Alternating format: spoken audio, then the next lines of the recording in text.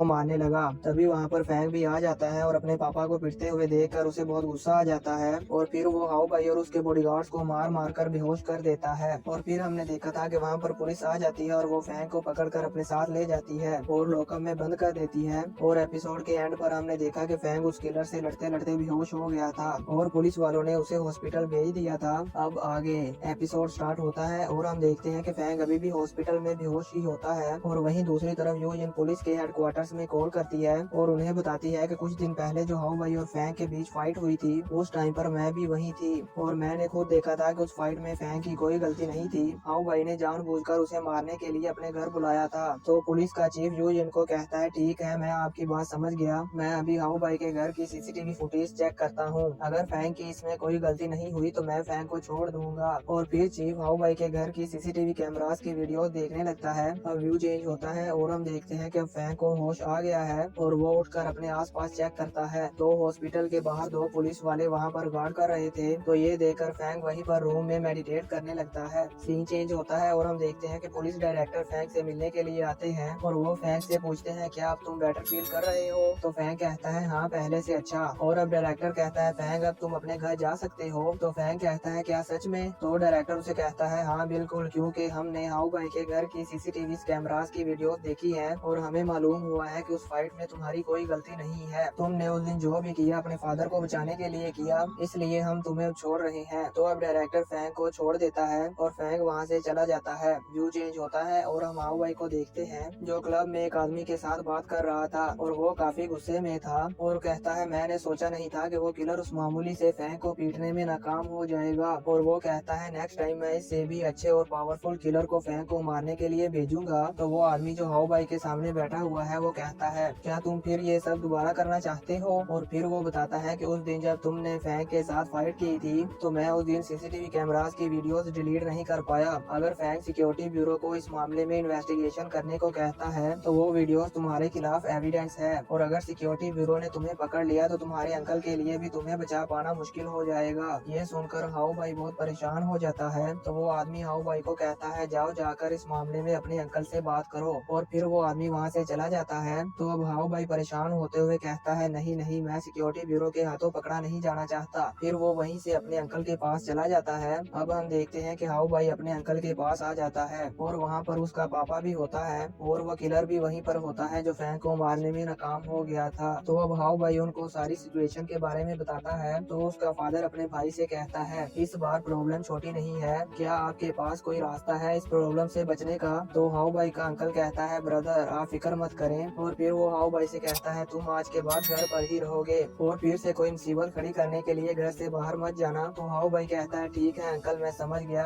अब अंकल कहता है, फैंग सिर्फ एक प्रैक्टिशनर है और वो मुझे नहीं हरा सकता। अगर वो मुझसे फाइट करने की हिम्मत करेगा तो मैं उसे नहीं छोड़ूंगा। व्यू चेंज होता है और हम देखते हैं कि फैंग बैरियर पर खड़ा कुछ सोच रहा होता है। तभी वहाँ पर यूजिन भी आ जाती है और फैंग को हाय करती है। तो फैंग उसे कहता है, मैं यहाँ पर रिलैक्स होने के लिए आता हूँ, क्या तुम्हें भी यहाँ पर आकर अच्छा लगता है? तो यूजिन भी कहती है, हाँ। और अब फैंग उसे कहता है, मेरे लिए गवाही देने के लिए थैंक्स। तो यूजिन कहती है, थैंक्स करने की कोई जरूरत नहीं है, मैं तुम पर बिलीव करती हूँ। और फिर वो और भी बातें करते हैं। अब नेक्स्ट डे हम देखते हैं कि फैंग वॉरियर बनने के लिए ट्रायल टेस्ट को देने के लिए जाता है और जिस जगह पर फैंग का टेस्ट है उस जगह के बारे में हाउ भाई के अंकल को भी मालूम था, इसलिए वो चुपके से वहाँ पर चला जाता है और एक बहुत डेंजरस मॉन्स्टर का एग वहाँ पर रख कर वापस आ जाता है और कहता है, मैंने सोचा नहीं था कि वो मामूली सा लड़का उस किलर से बच जाएगा। और कहता है, अब मैं देखता हूँ तुम मेरे इस वार से कैसे बचोगे। सीन चेंज होता है और हम देखते हैं कि फैंग का एग्जाम स्टार्ट हो गया है और जिगजियान हॉल के डायरेक्टर इस एग्जाम को मॉनिटर कर रहे होते हैं और वो देखते हैं कि फैंग पर एक मॉन्स्टर अटैक कर देता है। पहले तो फैंग उससे बचकर भागता है और फिर एक टेक्निक को यूज करते हुए उस मॉन्स्टर को किल कर देता है। तो डायरेक्टर ये देखकर बहुत खुश होता है और अब एक और मॉन्स्टर फैंग पर अटैक करने वाला होता है कि तभी कोई उस मॉन्स्टर को पीछे से पकड़कर खींच लेता है और फैंग उसको नहीं देख पाता। तो फैंग जल्दी से उसके पीछे जाकर देखता है तो उसे वहाँ पर मॉन्स्टर ईगल नजर आता है। वो ईगल मॉन्स्टर भी फैंग को देख लेता है और बहुत गुस्से में आ जाता है। वहीं डायरेक्टर को मॉनिटर पर वार्निंग मिलती है, तो डायरेक्टर ये देखकर बहुत हैरान होता है कि ये ईगल मॉन्स्टर यहाँ पर कैसे आ गया। तो अब हम देखते हैं कि वो मॉन्स्टर बर्ड फैंग पर अटैक कर देता है और उसके एक अटैक से ही फैंग बिल्डिंग्स को तोड़ते हुए दूर जाकर गिरता है और अब फैंग को बहुत गुस्सा आता है, तो वो अपनी तलवार को बहुत जोर के साथ उसकी तरफ थ्रो करता है और वो ईगल मॉन्स्टर फैंग के इस अटैक से बच जाता है। तो फैंग एक टेक्निक लगाता है और मॉन्स्टर को एक बिल्डिंग के नीचे दबाकर अपनी तलवार से उसके सर को धड़ से अलग कर देता है। तो अब डायरेक्टर कहता है ये फैंग तो बहुत लकी है, इसने अपने एग्जाम के पहले ही दिन इतने डेंजरस मॉन्स्टर को मार दिया। अगर फैंग उसको नहीं मार पाता तो वो ईगल मॉन्स्टर इसे इंजर्ड करके मार देता। अब हम देखते हैं कि फैंग ने प्रैक्टिकल एग्जाम पास कर लिया है और इस एग्जाम को पास करने पर फैंग को 9 लाइटिंग स्वॉर्ड मिली थी। तो अब एक वॉरियर फैंग के घर आता है और उसे बताता है कि हाउ भाई का अंकल तुमसे मिलना चाहता है और वो हमारे मार्शल हॉल में आया है, तुम जल्दी से आ जाओ। तो फैंग कहता है ठीक है मैं आता हूँ। नेक्स्ट सीन में हम देखते हैं कि हाउ भाई का अंकल, फैंग और डायरेक्टर और बाकी कुछ लोग भी वहाँ पर बैठे होते हैं। तो अब हाउ भाई का अंकल कहता है ये जो फैंग और हाउ भाई के दरमियान फाइट हुई थी, मैं चाहता हूँ कि हम इस मैटर को यहीं पर क्लोज कर दें और इस बात को ज्यादा आगे ना बढ़ाएं। इस मैटर को क्लोज करने के बदले में मैं आपको 5 मिलियन युआन दूंगा। तो डायरेक्टर हंसते हुए कहता है बस 5 मिलियन युआन, और तुमने क्या सोचा था कि फैंग एक स्टूडेंट है तो तुम इसको बुली करोगे,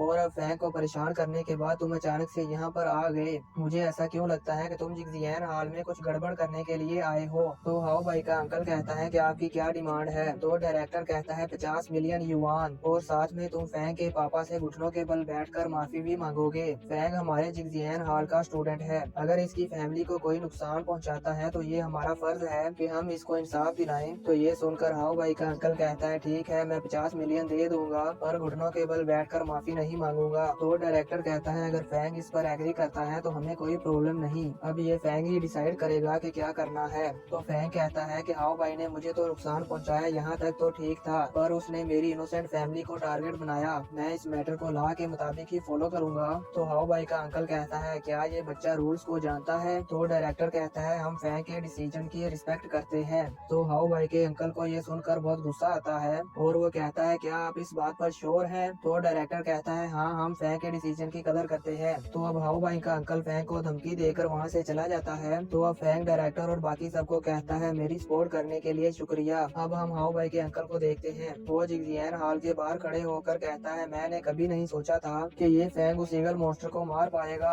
असल में दोस्तों हाउ भाई के अंकल ने जो ये एग फैंग की एग्जाम वाली जगह पर रखा था, उस एग में से वो ईगल मॉन्स्टर हैच हुआ था जिसे फैंग ने मार दिया था और अपना एग्जाम पास कर लिया था। तो अब अंकल कहता है मैं जल्दी ही इस फैंग को मार कर इससे छुटकारा पा लूंगा, और यहीं पर ये पार्ट खत्म हो जाता है। तो दोस्तों देखेंगे नेक्स्ट पार्ट में क्या हाउ भाई का अंकल फैंग को मार पाएगा या नहीं। आप दोस्तों को क्या लगता है मुझे नीचे कमेंट करके जरूर बताएं, और अगर आप मेरे चैनल पर न्यू है तो चैनल को सब्सक्राइब करके बेल नोटिफिकेशन को ऑल